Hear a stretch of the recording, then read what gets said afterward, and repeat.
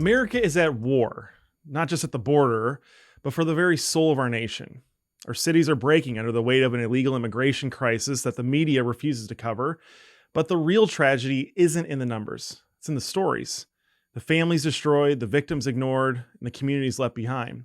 Our guest today, Nicole Kiprilov, isn't afraid to tell these stories. Through the American border story, she's exposing the human cost of open borders.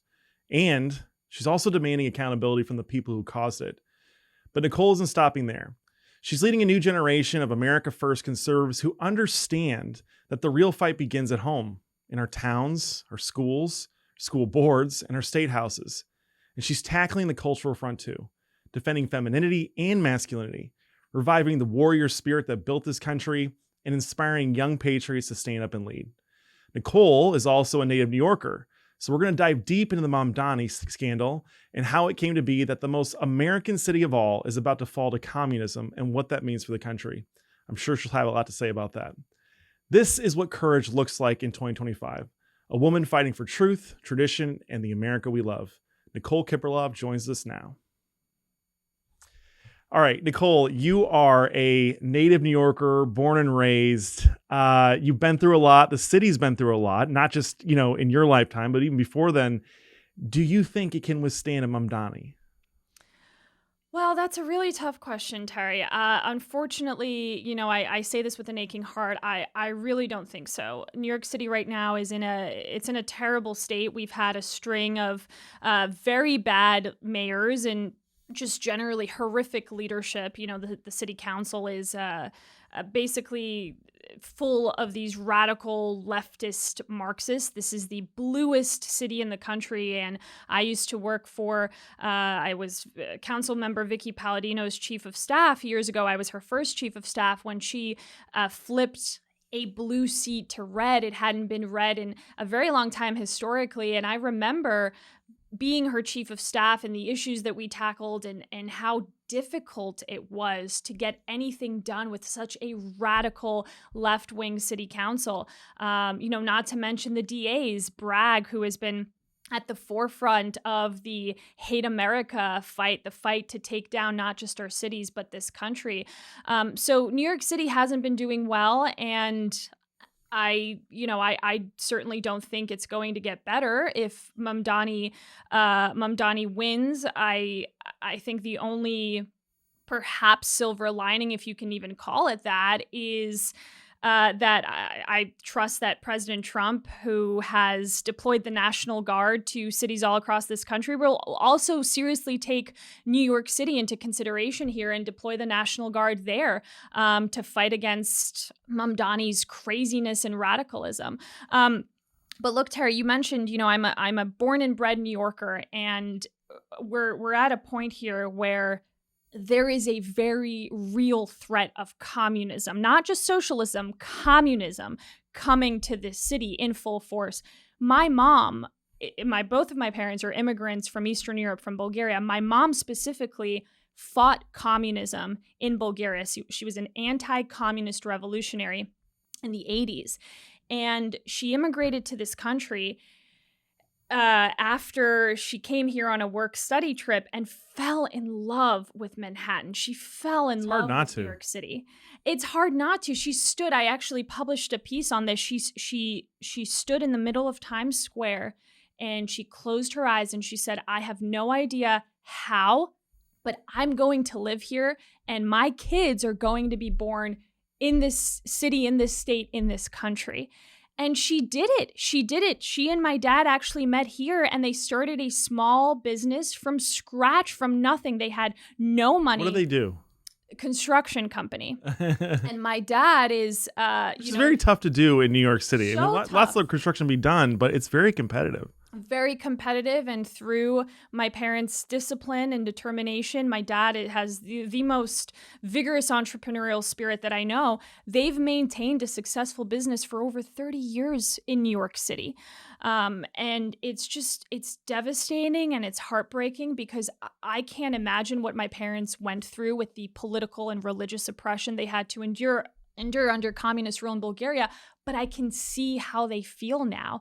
Their favorite place on earth is about to be overtaken by communism. And frankly, Terry, I blame us. I blame conservatives and Republican operatives in New York City for this. Well, let's unpack that a bit, because it wasn't that long ago that, I'm old enough to remember 9/11. I was a freshman in high school. And at the time when 9/11 happened, we had Mayor Rudy Giuliani, Republican. You had George Pataki, who was the governor of New York, Republican. And just 24 years later, after this, it is now on the verge of falling to communism. And I think you're right. I think it is very likely that Mamdani will get elected. So is it just because New York became communist? Is it that the economy got so bad and lack of hope, sunk in so much that the people there really are clamoring for communism, or is there something deeper and more systemic going on? Well, there are a lot of reasons. I mean, we could talk for hours and hours about the downfall of New York City, but what I particularly want to focus on, because I don't think we're talking about this enough, is the lack of political infrastructure in blue cities and states, in places like New York. There is plenty of political infrastructure on the left, on Democratic political infrastructure, and that can include anything from campaign staff, competent campaign staff, to political messaging and packaging certain radical policies and principles into bite-sized, appealing messaging for voters, which the left has done very well in these deep blue cities and states. But Republicans have really, really fallen behind. And I've seen this firsthand because I started my career in politics and government on Long Island. I worked in the New York State Senate, and then I worked in the New York City Council, like I mentioned, and I've worked with candidates all across the state, and particularly in New York City. I built up a lot of campaigns infrastructure, or tried to, which includes candidate training, candidate selection and training in the city. So I've seen firsthand how much this infrastructure is lacking. We can't, and this is going to sound like such a simple example, but it's this example plus many more that make up this catastrophe. And the example is, for years, I have seen over and over again candidates in New York looking for communications staff, looking for campaign managers, looking for budget directors, or finance directors, looking for grassroots staff to help their campaigns, coalition building, and grassroots activism. And there's a dearth of people who are on the right and competent and trained in this. And again, this is New York City. Mm-hmm. It's the biggest 12 million city. People in the city alone. And there are a lot of registered Republicans there. And frankly, there are a lot of unregistered voters too. That's a whole other issue. That's a whole other lack of infrastructure. Why are there so many, for example, unregistered veterans in New York City? This is low-hanging fruit for the right. Well, I think a lot of that has to do with the Bush, McCain, Romney, Republican, Paul Ryan, Republican Party that really didn't have anything to offer to working class Americans, working class New Yorkers, right?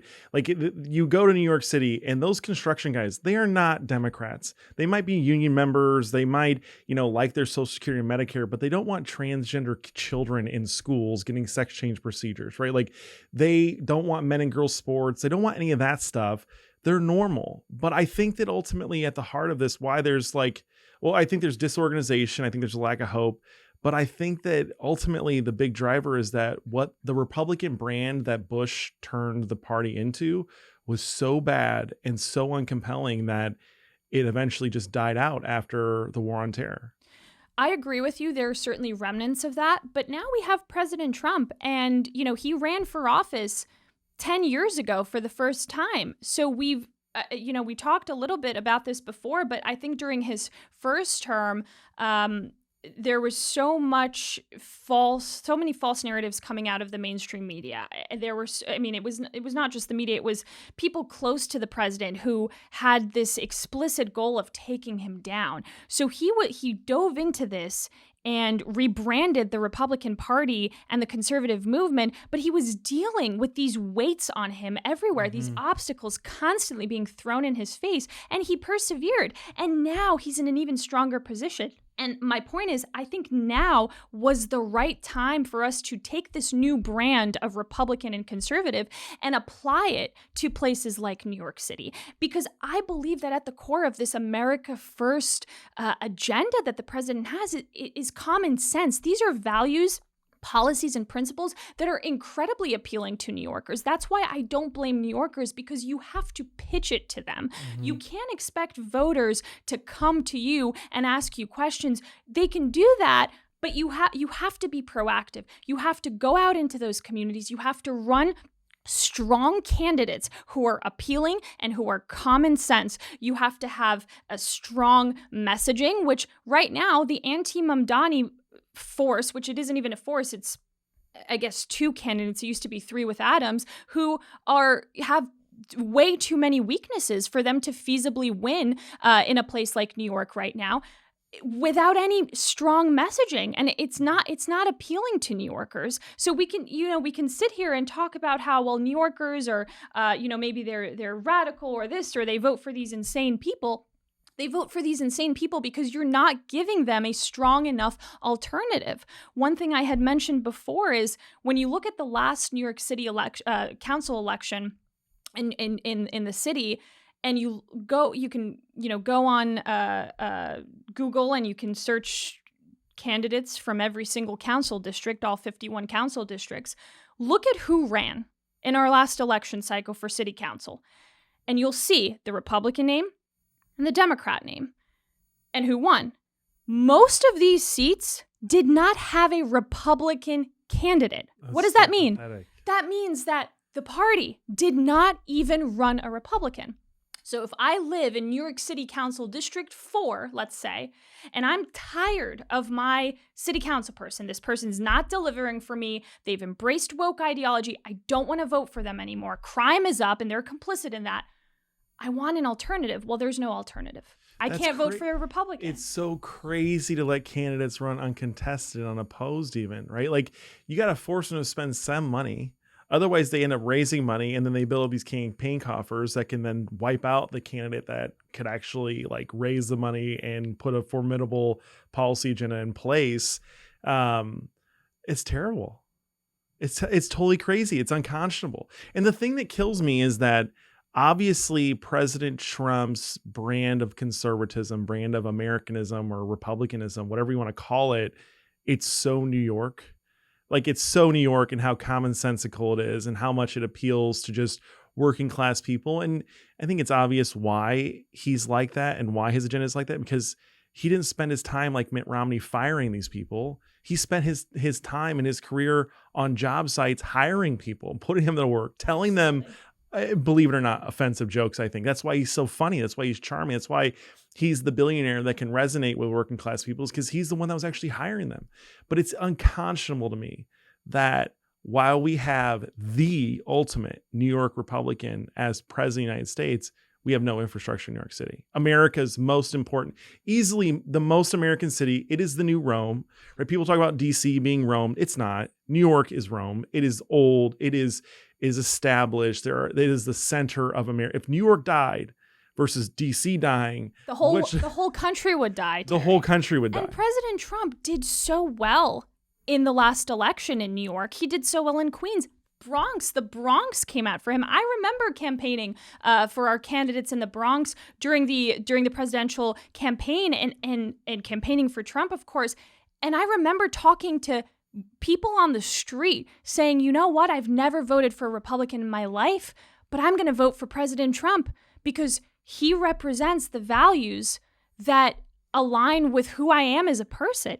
That's very, very powerful. Why did we not take that momentum and ride on it? And you mentioned money. First of all, we have matching funds in New York City, so money shouldn't really be a problem. But second of all, even more importantly than that, we don't have to rely on the matching fund system. We can rely on this concept of incentivizing donors. A lot of people who are not familiar with the dynamics and the politics of New York City will tell you we don't have the money for it. We don't have the money to build up political infrastructure for the Republicans in New York City. That is blatantly false. No, that New York's home to like all the billionaires in America. Like And it's home to Wall Street. most billionaires are not ideological. They're actually not. They're going to vote for whoever is going to protect their business interests. So again, this is all about pitching. President Trump's platform is all about businesses. It's all about giving businesses the tools and resources they need to survive. And that's true even for billionaires who don't want to send, their businesses could be doing incredibly well, but they don't want to send their kids to schools where they're being taught woke ideology. Even if they, let's say, send their kids to private schools, walking down the street, they want to feel safe. Mm-hmm. They want to live in neighborhoods in the city that are not getting destroyed by crime, which is everywhere now. There's no place in New York City that's protected by this. So they're going to be incentivized to vote for Republicans, but you have to do something. You have to get candidates on the ballot at least. Absolutely. So, okay, let's talk about like the real world impacts of Mamdani getting elected to the New York mayor's position. Because you see what's happening in the UK, specifically London, where not only do they have the grooming gangs and insane levels of violence, it's growing every day against normal everyday people, but like London is Londonistan, right? It is taken over. You're more likely to get thrown in jail for criticizing grooming gangs, for criticizing violence by Muslims in the UK and in London than you are for actually committing the violence, right? So like, is that what we're looking at in New York City on top of economic peril and economic disaster from his policies? Like, you're a New Yorker, unpack this for people so they know exactly what's at stake in New York. It's going in that direction and even worse. I don't know if I can put into words, Terry, how bad this will be. We have someone who, the front runner in the New York City mayoral race right now, is a jihadist. He is a literal jihadist. This is someone who recently ran the Gaza 5K, which has ties, which is actually a fundraiser for a UN agency that has ties to Hamas. They are blatantly pro-Hamas. We're not even talking about pro-Palestine, if you want to get into the difference there, or pro-Muslim. We're talking about pro-Hamas, pro-terrorism. Mamdani is someone who supports terrorism. He was just pictured with that imam or whoever he was, that guy who was responsible for a terrorist act in the city many years ago. Right? We saw that picture come out and we saw the mainstream media defending him. His wife, his whole family, they're jihadists. His wife was mourning the death of a pro-Hamas influencer. I mean, this is insane on a whole other level. And again, it's not, we know this. The facts are coming out. There's so much information that we could have taken, consolidated, and mounted this strong opposition force to Mamdani because there's so much to work with. Mm-hmm. But when you look at the mayoral debate and when you look at how Mamdani performed, he outperformed all the candidates. Frankly, I know that's going to anger some Republicans, or maybe a lot of Republicans, but honestly, I don't care. We have to convey the urgency of this situation and understand that you have to run better candidates. We have to do better. Mamdani was asked about, who would, I forget the exact question, but it was something about, which is your favorite country or which country would you go to, Israel, whatever. He said New York. He was asked about statues and he was asked about parades. He said affordability, right? So obviously he's a jihadist. Obviously he hates New York. Obviously he hates America, but he's not presenting himself as that. Mm-hmm. And that's why in the city with the largest Jewish population in the country, they're still voting for him.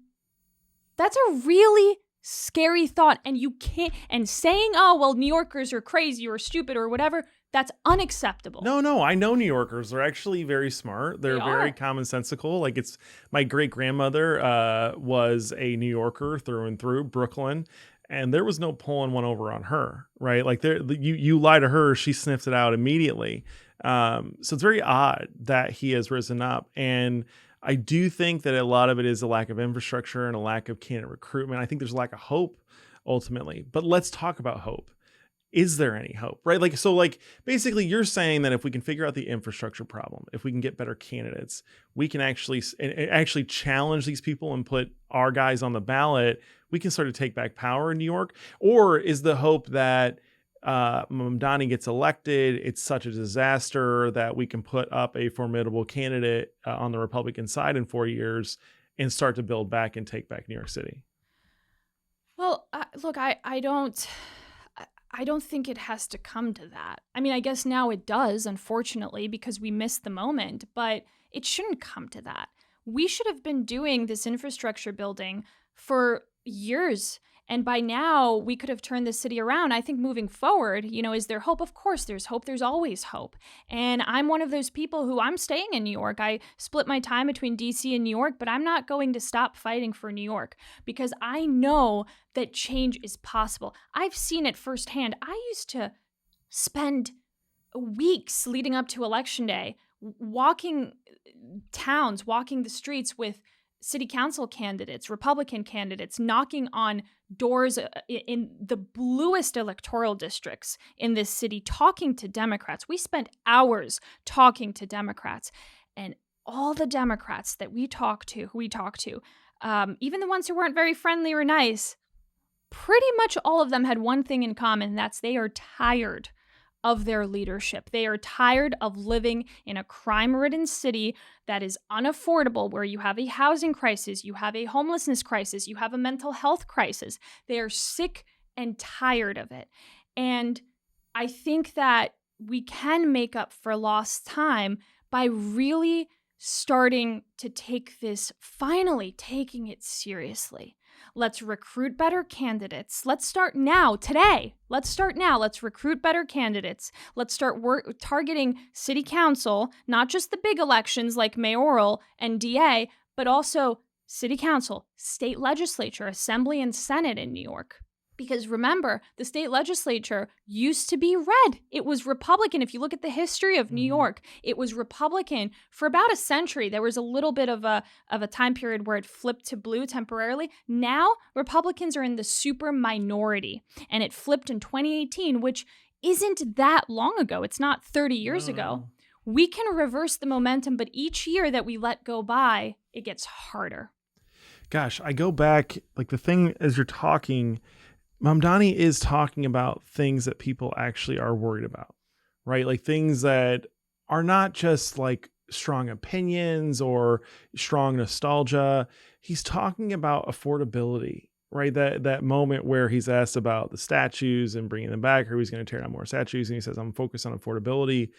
Like that's such a compelling message. And you look at the other side of the aisle on our side, and Trump is the first guy. Vance is the next guy, right? Like it took a long time. And even now in the Trump era, you still have a major problem from Republicans. And look, Charlie Kirk on the Tucker podcast talked about this with Gen Zers, you either need to solve the affordability problem, especially when it comes to home ownership and being able to afford a home. Otherwise, you're going to get Mamdanis. Because these are the things. So like what I'm worried about is that we'll put all this money and effort into building infrastructure and we won't have a compelling message to sell to voters. And that's what keeps me up at night. And I say that, and I hate saying it because I don't have all the answers. I just know that I think that the elites have gotten things very wrong in this country. You've seen, especially during COVID, it was exacerbated. Like the amount of wealth that flowed to the top was an absolute nightmare. And meanwhile, it's getting all sucked from the working class and the poor. In America, it's like, you're okay if you're super poor because you got all these programs to rely on. You're definitely okay if you're super rich, but like, if you're in the middle at any point, lower middle class to upper middle class, you're kind of getting screwed. Like you're getting hit on both ends. You don't have the programs to support you and support your children. And then on the back end, like you're just paying all the taxes. It's a nightmare. And until Republicans figure out how to stop being sycophants for corporate America, stop being sycophants for the rich people in this country that are writing checks to Mamdani, that are writing checks to all of the to Kamala. Kamala Harris raised over $1 billion for a presidential campaign in 97 days. What the hell is that? Right? Like, I think that until the Republican Party and all of our candidates get on board with an America first, a family first, a working class first agenda like President Trump's put forward, I think we're going to keep losing. And I think it'll be that much more difficult to build an infrastructure without a compelling policy agenda. It's almost that time of year again, friends, the greatest party in Washington, D.C. On December 9th, the American Principles Project Foundation is hosting our annual Christmas ball at the iconic National Building Museum from 6 to 9 p.m. We've stacked up win after win this year for the American family, and now it's time to celebrate big. Don't miss it. Get your tickets now at appfball.org. Let's toast to victory and keep building momentum. I can't wait to see you there. I agree with that. And I think a compelling policy agenda coupled with candidates who have the right type of brand and also authenticity to convey that policy agenda. And you brought up Tucker.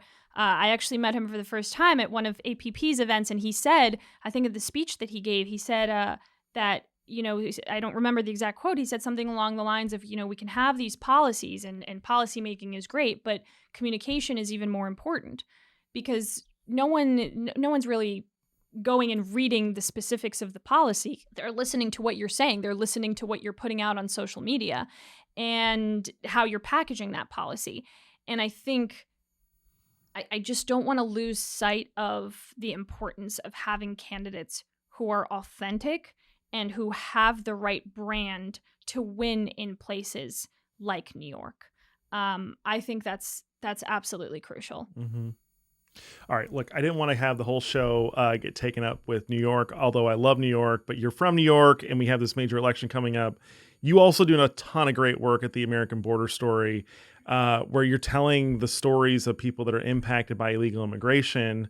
One, I'm very thankful for that because we know that the legacy lamestream media is not telling these stories, which, by the way, I just want to gripe, like, if you've got a daughter that was brutally raped and murdered by an illegal immigrant, you're not going to get any sob stories. You're not going to get any puff pieces by ABC, NBC, or MSNBC. But if you're a mentally ill mother who's transing your son to become a girl and you've got them on puberty blockers in North Carolina where they've banned these transition procedures, you're going to get every single puff piece you can get. Talk to me about your work that you're doing and how you got into that. Well, I'm going to start with actually tying it to your point about the mainstream media. And if you're a mother who lost her child or who had a child who was assaulted by an illegal alien, we have plenty of those angel families who we're in very close contact with. And actually, one of the mothers, Agnes Gibbony, she's from California, and she's a legal immigrant, actually. So she wasn't born in this country. And she lost her son to an illegal immigrant who was part of a gang who shot her son. Ronald Da Silva is his name, while he jumped in front of his friend and took the bullet. And Agnes is very involved with the Republican Party in California. She's such a fighter. I mean, it's amazing to look at someone like her who's been through the worst unimaginable, the absolute worst, and to see how much spirit and enthusiasm and energy she has to ensure that nothing like what happened to her son ever happens again. And these parents, though, I'll tell you, like, it is so courageous for them to get out there in front of the whole world and tell their stories. Like, I think I'd be crippled in a ball underneath my covers with the lights off. I don't think I'd ever get out of bed. Yeah, I don't know how I would go on living, but the reason I bring up Agnes is because she actually approached ABC because they were doing a story about a mother, profiling a mother who was an illegal immigrant who was going to be separated from her son. And the story was all about, this mother, she's being separated. Look at what the Trump administration is doing. They're separating families. Trump hates children. They're separating this mother from her child. And Agnes approached the reporter from this mainstream media, I think it was ABC network, and she said, well, what about my story? Why have you never reached out to me? Why have you never asked me for my story? Because this woman is being separated temporarily. They're going to be reunited. I am permanently separated from my son by 7 feet of dirt and a coffin. Which, by the way, parents get separated from their children if they get caught drunk driving, if there's a domestic dispute. Like, you get separated from your children if you commit a crime, right? And by the way, this is the Democratic Party. They're fine with separating parents from their children if the parents don't want to give their kid a sex change procedure. Not to make it all about that, but I think that that trans issue really illustrates just how insane and dishonest the entire left-wing establishment is, from the Democratic Party all the way to the legacy media. But what are some of the, I know there's, what you guys are doing is telling these heartbreaking stories. Mm-hmm. What's one of the stories that really tugged at your heartstrings and like broke you down? Well, there's so many of them. I think, first of all, just to tell you a little bit about the kind of content we produce. So we work with victims of illegal immigrant crime, all types of victims of rape, assault, people who have been killed, and we work with their families, families who have lost loved ones to fentanyl. We know, obviously, Biden and Harris's open border policies allowed for so much fentanyl to pour into this country from both the southern and northern border, to the point where by 2022, under Biden, fentanyl deaths had reached the highest they've ever been in U.S. history. It was, I think, reached 112,600, which is just an unimaginable number. And fentanyl-related deaths became the number one cause of death for young people aged 18 to 41. This was under Biden. That's insane. And now we work with all of these groups of fentanyl parents, families who have lost their loved ones to fentanyl. So we produce content that tells all of these stories of these different types of victims of illegal immigrant crime. And we sit down with them. We have a incredible team of journalists who fly all over the country. We go to the parents' homes, wherever they'd like to meet, and we sit down with them, and we film the raw and real stories that they want to tell. They have control over how they want to tell their stories. And in addition to that, we're now expanding. So we have a lot more. We do some legislative activism and education, because there's been such a demand for this type of work, because all of these families and these victims have been forgotten by the Biden administration. They were deprioritized because the Biden administration prioritized criminals and illegal aliens. Illegal aliens and other types of criminals, because we know illegal aliens by definition are criminals. So we have a ton of different resources available to these families. And in addition to that, we also do guerrilla type filming. So we have a lot of footage. Our amazing journalists go all over the country, and they film updates on what's happening at the border.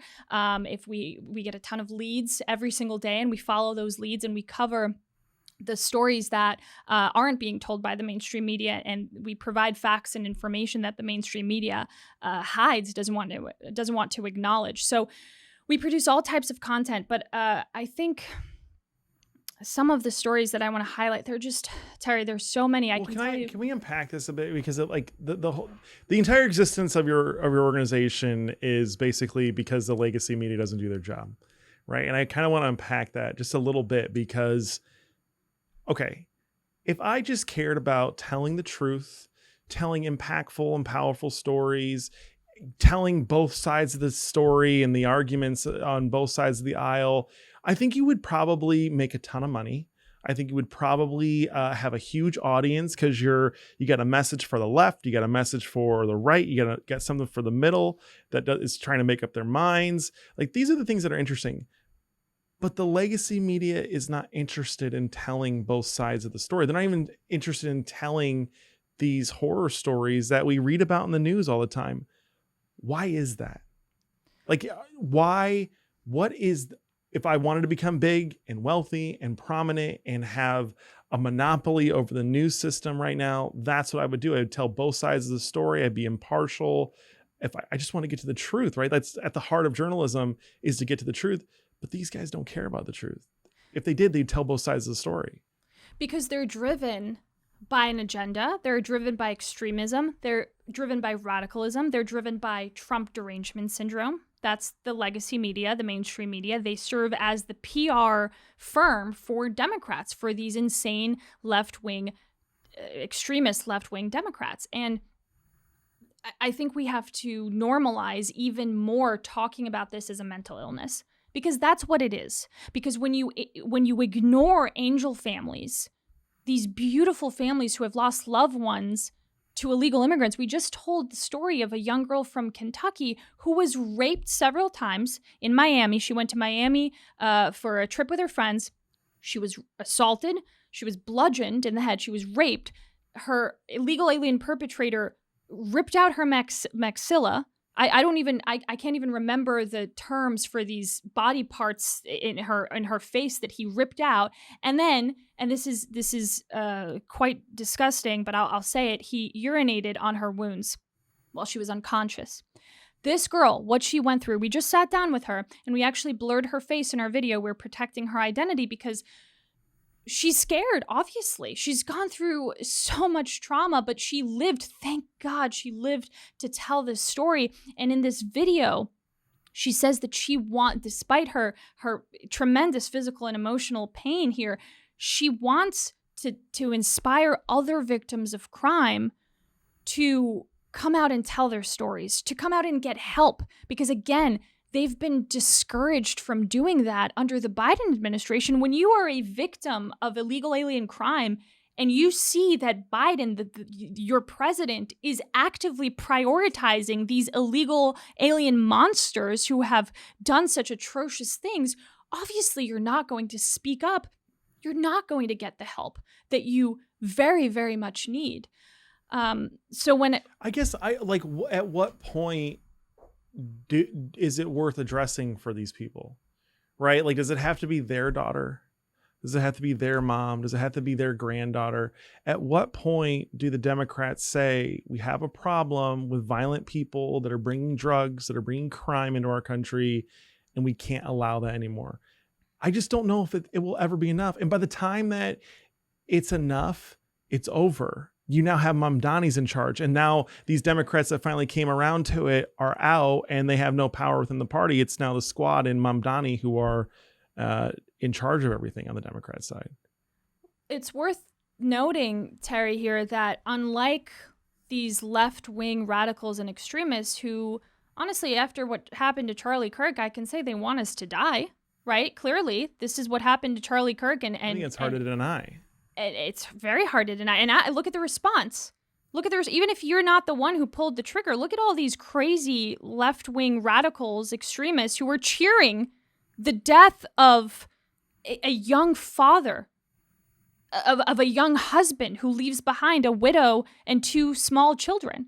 I mean, again, mental instability. But unlike them, I don't want anything bad to happen to these left-wing radicals. I hope you don't lose your daughter. I hope you don't lose your son. Right. I hope you never have to go through what these angel families went through.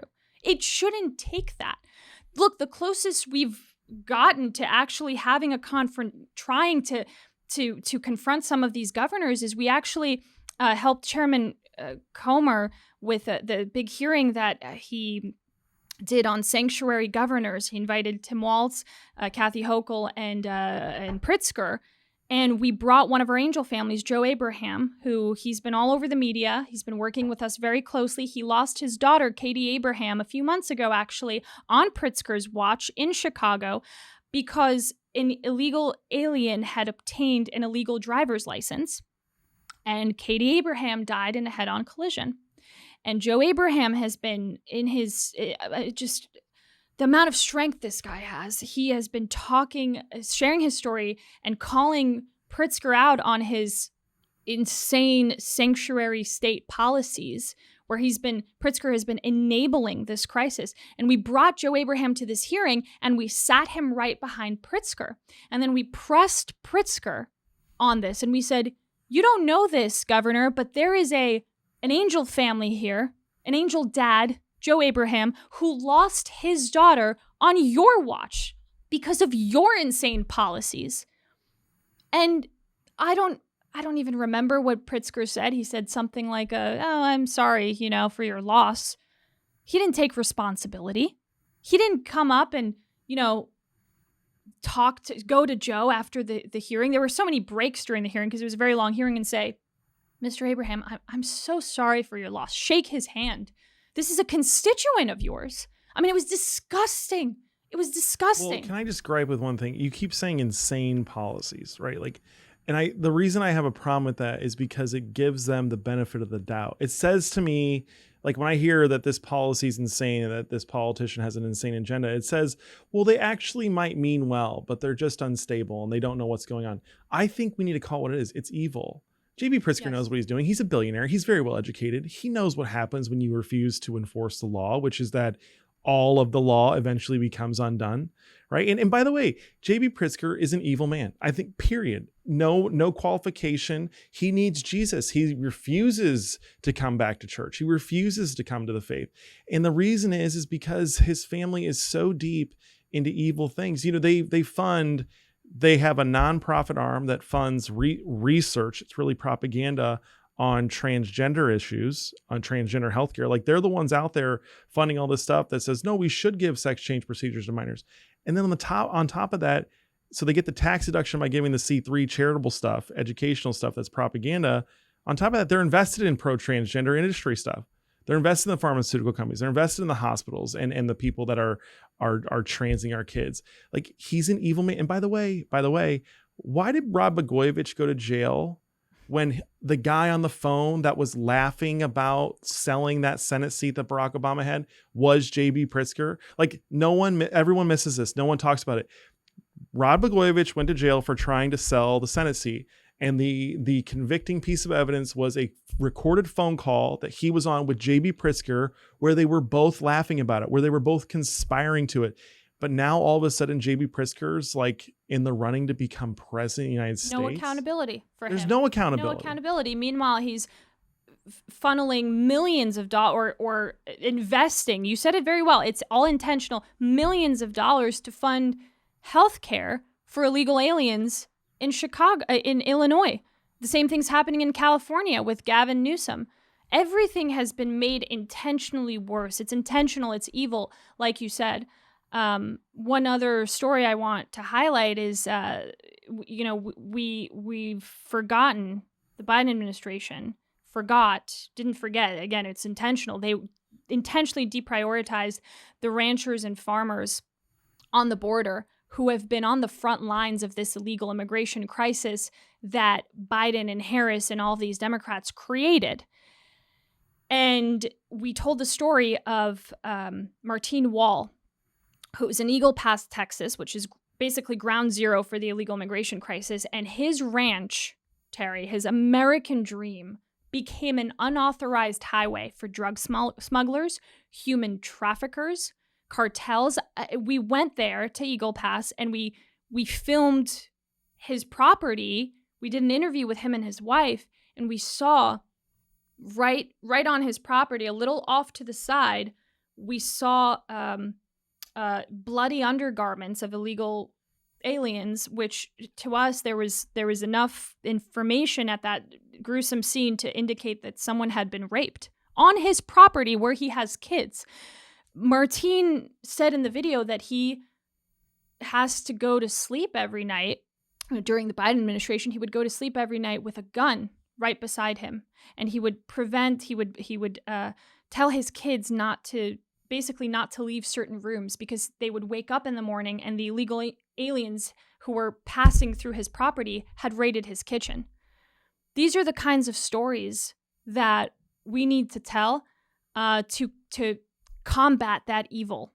The thing that kills me about that, like I have 7 kids with my wife Katie, and we have our 8th on the way, and like we're crammed into this like 2,000 square foot house in Burke, which is suburbia. But we've thought about like moving out like to the countryside so that our kids would have more room to play outside. And that's what these ranchers have done. Like they don't want to be in the big cities. They want to have their own little piece of heaven that they can run their businesses in and run their ranches in.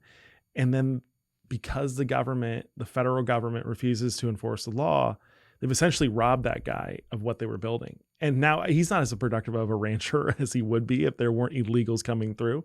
It's not just a national security crisis. It's a family security crisis. It is a local farmer, a local rancher national security crisis. Like, why won't they do anything? I mean, we act like they're ignorant. We act like they won't do anything. they're literally designing the system to be this way. It's an active decision. It's not, oh, we couldn't get enough people there, we didn't know about it. They know it's happening, and they're allowing it. They want it to happen. They do. And, Article 4 of the Constitution protects against invasion.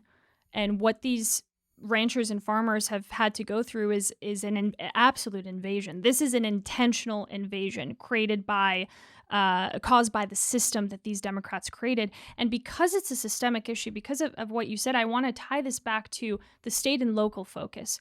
Because to combat pretty much any crisis that the left has created to try and destroy this country, including illegal immigration, you need not just, of course, the federal government, you need state and local governments to be on board. That's why you have the 287G program, which allows for federal law enforcement to work with state and local law enforcement in order to go through with these deportations, in order to identify illegal aliens who are scattered all across these cities and states who should be identified and deported. So you need the support at every level of government, and every branch and every level of government needs to be on the same page here. And this is a page that is, again, common sense, pro-America. This isn't politics, really. This isn't partisanship. And I go back to, it's interesting because it's not politics, but it is, in the sense that Charlie Kirk, he said something, actually this is one of his last posts before he was assassinated on social media. He said, we have to politicize the murder of Irina Zarutska. And what was very apparent to me that he was doing here is he was applying the values of common sense, morality, to public service and politics. Because at the root of politics is not politicking, it's public service. Right. So right. This is politics in the sense we have to politicize this because it's actually not partisan in politics. No, it's not to get more power. Service. It's not actually to get more power. The power isn't the end goal. What the end goal is actually changing the policies that are killing us, that are killing our kids, that are leading to Ukrainian beautiful women on the train getting stabbed 70 times in the heart and bleeding out with no one there to save her. Like, we don't, and I think this is the difference between Democrats and Republicans, is that Democrats use politics to get more power so that they can achieve whatever it is. I think it's the revolution. That's what they're now openly talking about, is a revolution. Fine.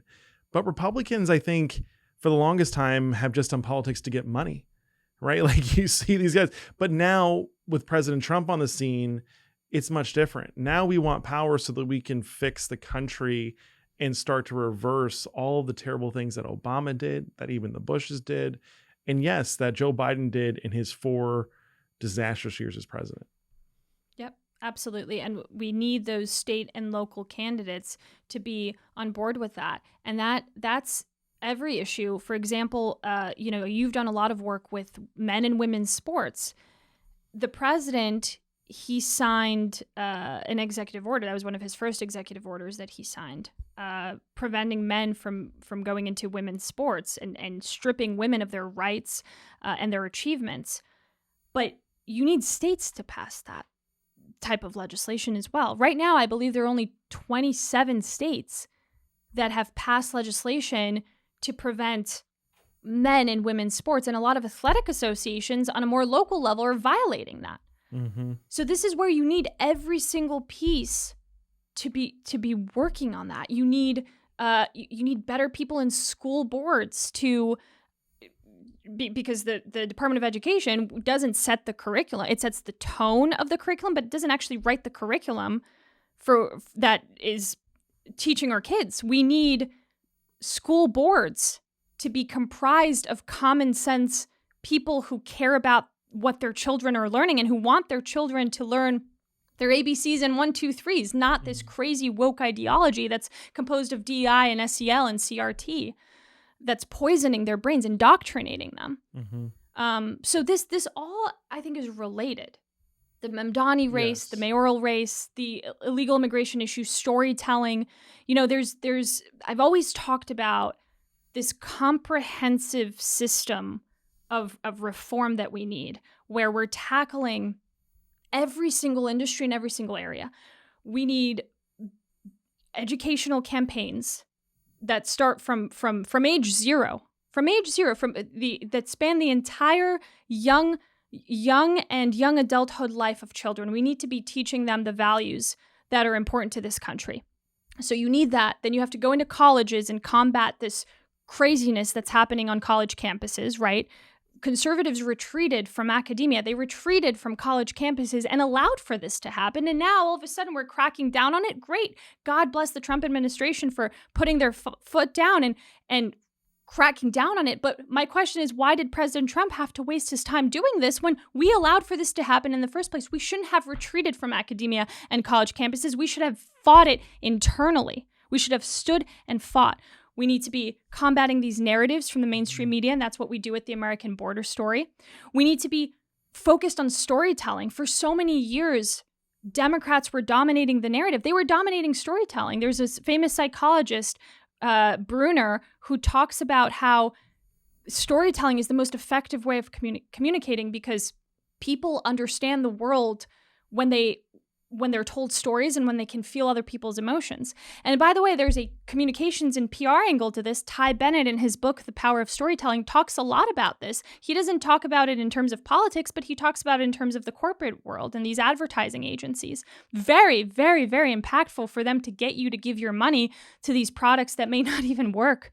Why aren't we applying that? Why aren't Republicans applying that? Again, that's what we're doing with the American border story. We could go into the courts and our justice system. We can talk about policy making. We can talk about campaign infrastructure. I think every single facet of this country, every tool that we have available has to be working towards the same cause of reversing the evil and pushing through this America First common sense agenda that makes everyone's lives better. Yeah, I think America's got a lot of things wrong. I think we definitely have cancer. We have tumors all over. It's our university systems, it's our corporations, it's a lot of people that have this mind cancer and as wokeism. I do think though that there are certain aspects that we're starting to win, but they're substantial wins. I don't want to downplay them because, I mean, frankly, I've been part of some of these victories, unlike the culture war, right? On the trans issue, we're winning, right? But I think the thing that keeps me up at night is that the trans issue is actually a symptom of something deeper. It's not like it ends up, the thing about these symptoms is they end up becoming their own thing eventually if you don't stop them early enough. But I think at the heart of the trans issue is this belief that like masculinity is toxic, so it's okay to flush that down the toilet. True femininity, like becoming a wife and a mother and like creating a new human life, is not valuable. I think at the heart of it, of the trans issue and so many of our other problems is like this obsession with identities, this obsession with rejecting the natures and the things that we've received from God. Like you get babies from God and we're rejecting them. You get your biological sex from God and we're rejecting that. It is this, like at the deepest part of it is this pursuit to become our own gods. It's like the original sin all over again. But I want to ask you about the culture war, because I think the economy is actually downstream of culture. I think if you have a toxic culture, I think if people lie to each other, I think if we're transing and sterilizing children, your economy is probably not going to be that good. And so what's your thought on what's at the heart of the culture wars? Because like right now, we don't like, there's like 20% of the country that doesn't agree with us on what a man is or what a woman is. And that 20% actually thinks that men and women are bad. Like the existence of a cis man is a bad thing. They want us all to be trans. They want us all to be androgynous. Gender is a social construct that needs to be destroyed entirely. Like that's not Terry Schilling saying that. That's like Judith Butler and these academics saying that. In your opinion, like what is at the heart of the culture wars and like what's driving it? I think it's got to be communism. I agree. I think it absolutely is communism. I think also an attack on the family unit. I think that's at the core of everything. And I think one of the best things we've done to combat the culture or to combat the left's poisonous culture and to win the culture war is actually alternative media. we've seen a rise in these young influencers who are pushing messages that are pro-family, pro-freedom, pro-America. And this is something we've seen occurring only in the last few years. And we know the President Trump's campaign actually made a lot of use of TikTok, and they used all these tools like TikTok and X, of course, which after Elon Musk took over X, there was a rise in new voices, new conservative voices pushing through these messages. And I think capturing the youth, the way our influencers, conservative influencers, have been able to capture the youth, I think has been one of the biggest ways we have made so much progress in terms of the culture war. Because now we're marketing these messages in a way that actually appeals to young people. So now they're going through life not, a lot of them are going through life not feeling like they're being brainwashed by this Marxist culture, by this anti-family culture from the left, but they're going through life, watching videos from young conservative mothers who are doing vlogs and showing their daily lives and how happy they are being mothers and fathers. Mm-hmm. How that has so much significance to them. And it doesn't mean that they don't have jobs or they're not working in other ways. I mean, one of radical feminism's biggest core message is that women shouldn't be mothers. This is fourth and now fifth wave feminism, mm-hmm. that motherhood is poisonous, that motherhood is oppression. And the way we've seen young, beautiful, smart, conservative women rising up and combating that, I think has been nothing short of revolutionary. Because these women, they're doing everything and more that these left-wing feminists are doing in terms of their careers, but they're also prioritizing God and their children and families and being mothers and being good wives. And I think that's been instrumental in our fight against this evil agenda that the left has. I want to see more of that. I want to see more young conservative men following in Charlie Kirk's footsteps. Charlie Kirk was, if you notice, I'm sure you've noticed this at the memorial and, all the tributes we've seen to him. We're not so much focused on, of course, TPUSA grassroots. He's done so much to put these people into power. Anna Paulina Luna, the congresswoman, she said, there would be no Congresswoman Anna Paulina Luna if it weren't for Charlie Kirk. But even more of an emphasis has been put on his identity as sort of this cultural icon, like the values that he worked to instill in youth all over this country. So he always started with values and God, and then he applied that to politics. So that's a very important model that we can take and replicate replicate everywhere in our lives and use to continue to fight against this evil. I think there's a lot of wisdom in that. I think that at the heart of it, I think conservatives, sorry, I hate the term conservatives. I think anyone that actually wants to save America, like the last Americans who actually believe in this country and believe in the Constitution, believe that God had played a role in the founding of our country and want to see it all restored. I think our task is, monumental. It's enormous. But at the same time, I think it's simple. I think it's a return to loving God, loving your family, starting a family, and loving your country. I think if you can get back to gratitude and love towards those three objects, I think we're going to turn our country around very quickly.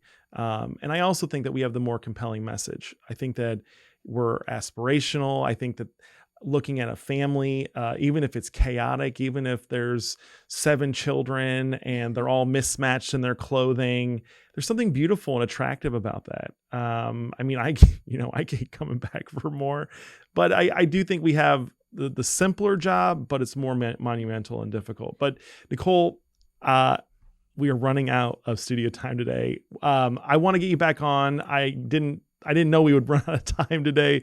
Where can people find you? Because I really want as many people to find out more about your project and what you're working on. And so tell people where they can find all the work that you guys are doing, and then where they can follow you on social media.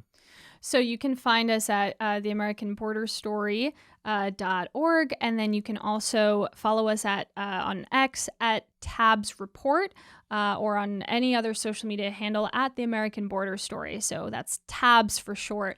But you can send an email to info@americanborderstory.org as well. We read every single story, inquiry, question. Especially if you're connected to victims, or if you're connected to victims' families, or anyone who you think might want to talk to us or could use our support, please definitely refer them to us, because we work all the time. We don't stop. We love what we do, and we are here for the American people. We serve you. We're here to work for you, and so we want to help as many people as possible, and ensure that the atrocities that have happened to these families, these Americans, don't ever happen again.